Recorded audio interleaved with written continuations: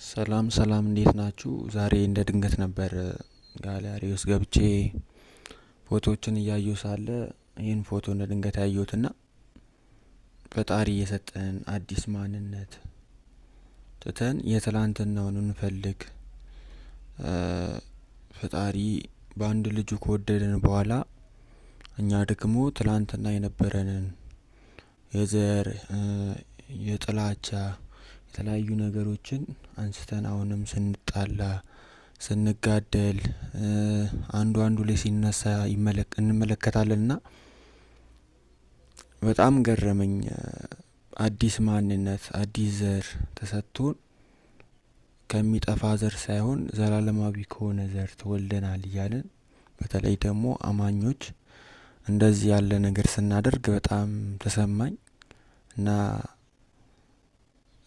አንዳንዴ ሃይማኖታችን ብለን አንዳንዴ ደግሞ ፈጣሪን እንወደዋለን እያለን ያን የምንወደውን ነገር በተሳሳተ መልኩ ስንጠብቀው ይታያል።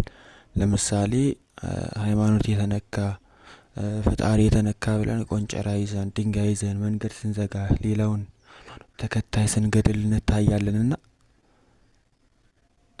ይሄ ደግሞ ምን ከመጽሐፍ ቅዱስ ውስጥ ልክ ኢየሱስ ክርስቶስን ሊሰቅሉት ሊወስዱት ሲመጡ ጴጥሮስ ባለው ቢላ የአንዱን ጆሮ ኢየሱስ ክርስቶስን ሊይዙት ከመጡ ሰዎች የአንዱን ጆሮ ይቆርጣልና ኢየሱስ ግን ተው ቢላውንም ወደ ቦታው መልሰው አለውና የሰውየውን ጆሮ ወደ ቦታው መለሰለት ማለት ነው። ስለዚህ አንዳንዴም የኛም ህይወት እንደዛ ይመስለኛል።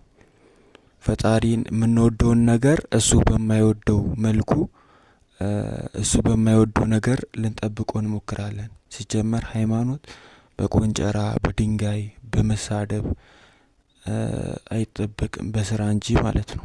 ስለዚህ እናንተስ ምን ተረድታችኋል?